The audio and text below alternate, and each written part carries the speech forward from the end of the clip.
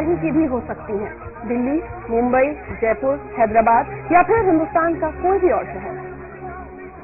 आमतौर पर ऐसे हादसों के बाद टेलीविजन स्क्रीन पर या अखबारों में नजर आते हैं कुछ चेहरे, सुनाई देते हैं कुछ नाम, वो नाम जिन्हें हम आतंकवादी कहते हैं, वो चेहरे जिन्हें हम खौफ के चेहरे बताते हैं। कुछ दिन सुर्खियों का हिस्सा बनने के बाद इनमें से कुछ नाम और कुछ चेहरे कहीं गुम हो जाते हैं। जानते हैं क्यों? क्योंकि अदालत उन्हें बाइज्जत बरी कर देती है, उन पर लगा आतंकवादी होने का इल्जाम हटा लिया जाता है।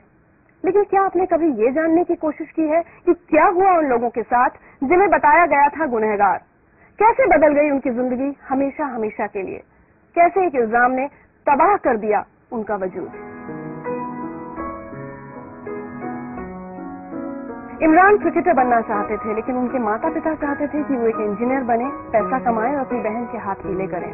लेकिन उनके ऊपर लगे एक इल्जाम ने सब कुछ तबाह कर दिया। उनकी बहन के लिए रिश्ता आना तो दूर, रिश्तेदारों ने भी मुंह फेर लिया। एक आतंकवादी को सबक सिखाने के लिए लोगों ने उनके घर पर पत्थर फेंके और हालत ये हो गई कि इमरान ने भी इस जिल्लत से तंग आकर खुदकुशी करने का फैसला कर लिया। इमरान, क्यों करना चाहते थे खुदकुशी? खुदकुशी इसलिए करना चाहता था क्योंकि मेरी वजह से जो है मेरे घर वालों को बहुत प्रॉब्लम हो रही थी और सिर्फ मुझे ये पुलिस वाले लेकर इतना न्यूज़ में बता रहे थे और मेरे घर पर कई बार खतराव हुआ और मेरे जो भाई है उनके स्कूल में उनसे तरह तरह के सवाल पूछे गए थे और मेरी बहन को उनके इंस्टीट्यूट से निकाला गया था क्योंकि वो मेरी बहन है और मेरे जो पिताजी है उन्हें उनके प्रमोशन की जगह डिमोशन दिया गया था। तो उसकी वजह से जो है मैंने सोचा कि मेरी वजह से इतनी प्रॉब्लम आ रही है, चलो मैं ही मर जाता हूँ तो ये सब प्रॉब्लम खत्म हो जाएगी। क्या हुआ था आपके साथ? क्यों पकड़ा गया आपको? मुझे इसलिए पकड़ा गया था कि मुझे बताया गया था कि आप जो है मक्का मस्जिद ब्लास्ट के जो मेन एक्यूज्ड है, मेन जो कॉन्स्पिरेटर है वो मैं ही हूँ, मुझे बताया गया था। मीडिया में उन्होंने ये बता दिया कि ये जो है इमरान जो है एक मक्का मस्जिद ब्लास्ट का एक्यूज्ड है और इसने ही ये मास्टरमाइंड है जिसने ये ब्लास्ट करवाया है। और उसके बाद फिर अगस्त 25 को लुम्बिनी और गूगल चाट का ब्लास्ट हुआ था, उन्होंने मेन कॉन्स्पिरेटर फिर मुझे ही बताया था। तो उसके बाद में मुझे लेकर गए थे नार्को के लिए। जैसे ही वो नार्को टेस्ट कंप्लीट हुआ, उसके नार्को टेस्ट जो है 5 या 6 बजे खत्म हो रहा है, उससे पहले ही 5 बजे रिपोर्ट आ रही है कंप्लीट न्यूज चैनल्स में कि इमरान ने हर चीज खोल ली, इमरान ने हर चीज अपने ऊपर ले ली कि उसने ये सब करवाया है। एक बात बताओ, आज अगर मैं आपसे कहूँ कि जुलाई 2007 जब आपको गिरफ्तार किया गया, वो दिन 22 साल की उम्र थी सिर्फ आपकी? 22 साल। एक आम लड़का क्या कर सकता है? क्या कर रहे थे आप उस दिन? कहाँ थे? मैं जो है क्रिकेट खेलकर कोई दोस्तों के साथ बाहर गया था, तो वहां से क्रिकेट खेलकर मैं वापस आया घर पे। आके मैं अपना नॉर्मली खाना वाना खा के सोया था और मुझे पकड़ने के लिए जो है ये लोगों ने कुछ 7 से 8 गाड़ी, जैसे आपने देखा कि बिलाल, इस हेडलाइंस में एक है कि शाहिद बिलाल एक करके कोई टेररिस्ट है बड़ा, और वो टेररिस्ट ने 300 मेंबर्स में से मुझे चुना था क्योंकि बिकॉज आई वाज द मास्टरमाइंडेड। ये ऐसी बातें ये जो है लिख देते हैं, कोई बोल देता है ये लिख देते हैं, बट इसका आगे जो असर होगा वो कभी नहीं सोचते ये लोग। अब मेरा केस एक्विटेड हो चुका है, एवरीथिंग इज फाइन नाउ। अब कोई मुझे पूछता तक नहीं है कि आपका जो प्रीवियस था इन्होंने क्यों आपके ऊपर रॉन्ग केस डाला था, क्यों क्या हुआ। कोई जाके कमिश्नर को ये नहीं पूछ रहा है कि क्यों भाई आपने क्यों पकड़ा था इमरान को, ऐसे रॉन्ग केस डाल के अगर छोड़ दोगे किसी को, किसी की लाइफ क्या होगी। कोई आज तक कभी किसी को पूछा ही नहीं है। जैसे जैसे मेरे घर पे पुलिस वाले आते हैं, मेरे आजू बाजू वाले जो मुझसे बात करते हैं, कभी कभी अच्छी बात करते हैं, ये केस के बाद में कभी कभी जैसे अच्छी बात करते हैं, वो भी बात करना छोड़ देते हैं वो लोग। जैसे ही पुलिस वालों को देखते हैं पूरा दरवाजे बंद आजू बाजू, और जैसे मैं इधर उधर देखता हूँ तो सब भाग जाते हैं। घर के बाजू शादी होती है, मुझे नहीं बुलाते हैं। अगर मैं किसी के शादी में चले जाऊं तो सब खाली। अगर कोई मस्जिद के पास नमाज पढ़ के सब लोग बाहर निकल रहे हैं, मैं अगर नमाज पढ़ के किसी को सलाम करूं तो सब भाग जाते हैं। और ऐसा हो गया, मैं ग्राउंड में अगर खेलने जाऊं तो पूरी टीम बोल रहे हैं कि नहीं भाई बस आप बहुत अच्छे हो इमरान भाई, आप जाइए। एक बात बताओ, समझ सकते हैं तुम्हारे साथ क्या हुआ। मतलब 22 साल की उम्र में जिस लड़के ने इतना सब कुछ सहा, उसी वजह से तुम्हारे अंदर आज इतनी नफरत भर गई है, इतना गुस्सा दिख रहा है मुझे। बेशक देखिए, अगर आप किसी को भी इनोसेंट को उठा के अगर आप टेररिस्ट बोल देंगे तो गुस्सा तो आएगा ही, बट मैं चाहता हूँ ये सब छोड़ दूं, मैं आगे बढ़ूं, कुछ ऐसा करूं, कुछ लाइफ में ये सब भूल जाऊं। जाऊं और कुछ ऐसे काम करूं जैसे लोग मुझे पसंद करें, पहले जैसा पसंद करते थे। पहले मैं मेरे गली का जो है, मेरे एरिया का मैं हीरो था, क्योंकि मैं उन्हें मैचेस जिताता था। आज मुझे कोई मैच में लेता भी नहीं। पहले मैं जो है एरिया का मैं हीरो था, क्योंकि मैं हर शादी में नाचता था। अब मुझे पूछते हैं वो शादी में अगर जाऊं मैं तो वो शादी ही बंद हो जाए। बहन की शादी भी नहीं हो पा रही। बहन की शादी एक हो जाएगी, बस एक उम्मीद है। 18 महीने जेल में बिताए आपने? जी हाँ, 18 महीने। तुमको कुछ दिखाते हैं रहते।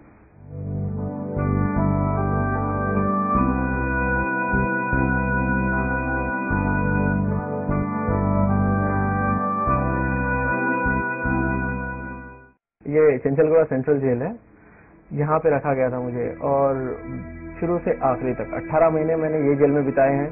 4 दीवारी है, 4 दीवारी में मैं अकेला सोता था, अकेला रोता था। बोलते हैं ना कि अगर रोगे भी तो आप अकेले ही रोगे, जो भी है दुख है तो सुख है तो जो भी है अकेले ही वहां पे बिताना था, अकेले ही करना था, अकेला ही था। और मेरे साथ डाला गया तो किसको? अबू सलीम को डाल दिया उन्होंने डायरेक्ट। मैं अबू सलीम को देखते, मैं अबू सलीम को बेकार बेकार क्वेश्चन पूछ रहा था, आपकी मोनिका वैद्य से शादी हुई? तो वो बोल रहा था यार तू अभी बच्चा ही है, तो देखो ये इसको किसने डाल दिया केस में? ये अबू सलीम कह रहा है मुझे, एक क्रिमिनल होके दूसरे क्रिमिनल को समझा रहा है ऐसे से। बहुत टॉर्चर भी किया गया। टॉर्चर बहुत ज्यादा। एक बच्चे को उठाते हैं, जो कॉलेज जाने वाला बच्चा है, खेलने वाला बच्चा है, उसे उठा के ऐसे मारा जाता है, 3rd डिग्री टॉर्चर दिया जाता है। मुझे जो है नॉर्मल इलेक्ट्रिक शॉक्स दे दे के परेशान, और इलेक्ट्रिक शॉक्स भी ऐसी जगह पे दिए जाते थे, प्राइवेट पार्ट पे।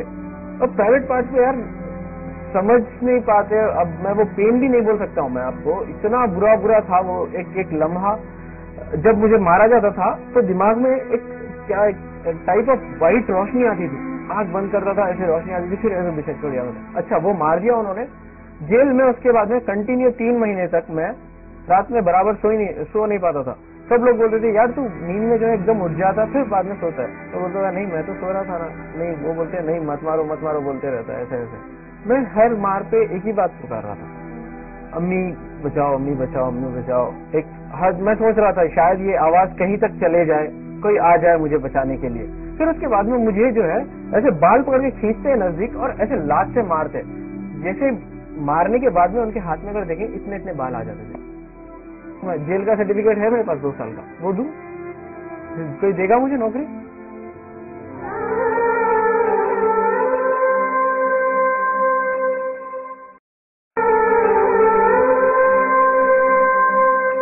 बहुत रोए हो जेल में? बहुत रोया हूँ। ये जेल में जो है आपको कैसे बताऊं, देखता था मैं दूसरे लोगों को जो रिहा होकर जाते थे, जिसकी बेल आ जाती थी, जिसके केस खत्म हो जाते थे, उनको देख के मुझे रोना आता था। और वो जो सलाखें वो साइकोलॉजिकली बहुत इफेक्ट करती है। और जब मेरे वालिद वालदा जो है आके रोते थे वहां पे जेल में, तो उन्हें देख के मुझे ऐसा होता था यार ये तोड़ूं और बाहर चले जाऊं, एक बार उनसे मिल लूं और वापस आ जाऊं। और सब में मेरे लाइफ का जो सब में बुरा दिन गया है लाइफ का, अब तक की अगर कोई पूछेगा कि सब में लाइफ का जो सब में बुरा दिन था, वो था जेल में ईद का दिन। ईद के दिन मैंने नॉर्मली पूरे लोगों को मैंने समझाया आप मत रोइए मत रोइए मत रोइए। बाद में मैं जेल में अपने बैरक में आता हूँ और मैं रोता हूँ, क्यों? मेरे माँ बाप से मैं दूर हूँ। एक बार तो क्या हो गया, किसी ने कह दिया कि मेरे माँ का डेथ हो गया ईद के दिन।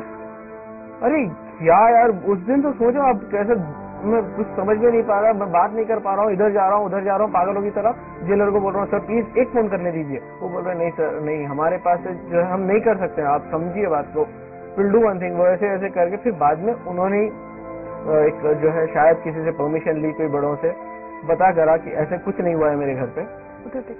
हेलो अस्सलाम वालेकुम बेटा। कभी ये हम लोग सोचते भी नहीं थे कि ऐसा इतना बड़ा हो जाएगा और आप वापस सही सलामत घर आएंगे।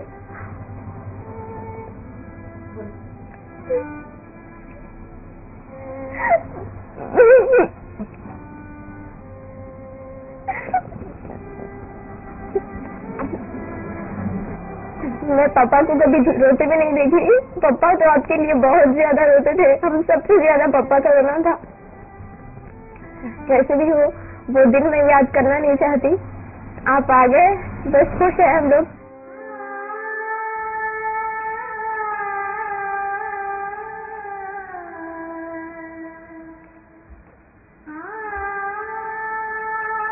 देखा आपने जैसे बोल रहे हैं छोटे जो मेरा छोटा भाई है और बहन है, दोनों एक दूसरे की कभी बनती नहीं, और वो दोनों मेरे लिए एक हो गए। पढ़ाई छूट गई, अब पढ़ाई छूट इंजीनियरिंग गई, पूरी नहीं कर सकते। अब इंजीनियरिंग पूरी करना मैं चाहता भी हूँ तो ये वो मुझे कहते हैं कि we have to speak to the concern authorities. Suddenly उन्होंने हमें टेररिस्ट कह दिया, कोई हमारे से बात करने के लिए राजी नहीं है। हम कहीं अगर जाते हैं तो हमें अच्छा रिस्पॉन्स नहीं मिलता है, हम अगर आगे पढ़ना चाह रहे हैं तो हमें पढ़ने नहीं दिया जा रहा है। एक अच्छी मल्टीनेशनल कंपनी है, वहाँ पे ट्राई किया मैंने, तो they have asked me so what about your past 2 years। तो मैंने एक बार ऐसे बोल दिया कि sir I was working somewhere here and there. तो वो बोले नहीं, आप you will get the experience certificate from there. अब वहाँ पे एक्सपीरियंस सर्टिफिकेट कहाँ से लाऊं मैं? जेल का सर्टिफिकेट है मेरे पास 2 साल का, वो दूं? कोई देगा मुझे नौकरी? और एक बात ऐसी हो गई, मैं जैसे ही जेल से बाहर आया, अब लोग मेरे पास क्या फरियाद लेके आते हैं, बेटा आप जरा चलिए, हमारी जो है बेटी, जो हमारे दामाद है, हमारी बेटी को बहुत मार रहे हैं, आप चलिए। मेरा बैकग्राउंड उन्होंने ऐसा बना दिया, एक गुंडा बना दिया, गुंडा टाइप ऑफ बैकग्राउंड बना दिया। Do you feel helpless? बहुत सारा हेल्पलेस ऐसा है, ये वर्ड ही जो है ना, कुछ बोल ही नहीं सकते, वर्ड के मायने जो है वो सब खत्म हो गए। हाँ इमरान, मेरे बच्चे दुआ तुम्हारे, और तुम कहाँ है, खुश रहो, और यही दुआ है मेरी कि आप जो भी अपने से 2 साल में जो बीता है वो उसे भूल कर आगे बढ़ो। हर दिन मैं आपके लिए दुआ करती रही, हर नमाज में आपके लिए, हर टाइम टू टाइम, रात को होता रात को, दिन को रहते दिन को आपके यहाँ से दुआ करी, और ये भी सोची कि नाहक मेरे बच्चे को ये करे, एक ना एक दिन मेरा बच्चा आएगा, ये उम्मीद लेके मैं दुआ करती रही। अपने परिवार का ये सब दुख सुनकर ऐसा भी लगता है, अपने आप से कहा कि इमरान तुम्हारी वजह से सब ये हो रहा है, सब परेशान हो रहे हैं, कभी खुद से भी क्या? कभी नहीं, हर बार ऐसी होता है, हर बार। जैसे 3 साल से कम्प्लीटली मैंने समझ लिया है कि ये सब चीज मेरी वजह से ही हो रही है, और मैं इन्हें वो सुख दूंगा। मैं जितना मैंने उन्हें दुख दिया है, जितना मैंने वो दिया है, मैं अपने आप को, अगर मैं मर जाऊं, कट जाऊं, जल जाऊं, या कुछ भी हो जाए, मेरा खून का आखिरी खतरा भी बच जाए, तो मैं वो दुख को हटा के वो सुख देने की कोशिश करूंगा ही करूंगा। इमरान, आज हम सिर्फ ये दुआ मांग सकते हैं कि अब तुम्हारी आंखों में भी कभी आंसू ना आए, तुम जिस तरह से अपने परिवार को खुश देखना चाहते हो, वो सारी खुशियां तुम उन्हें दे पाओ, तो अपनी पढ़ाई लिखाई दोबारा शुरू कर पाओ, जिंदगी में बहुत तरक्की करो, और ये जो बुरे वक्त का साया तुम्हारे परिवार पर रहा है, ये वापस लौट करना है, ये साया तुम्हारे सर पर से हट जाए, एक तोहफा हम तुम्हारे लिए लेकर आए।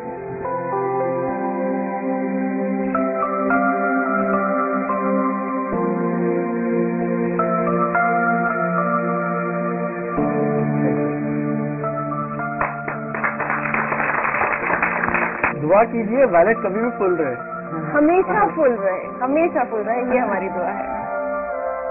The guy puts the gun on here, you know. I mean, मुझे ये लग रहा था कि नेक्स्ट सेकंड नहीं बचूंगा, खत्म हो।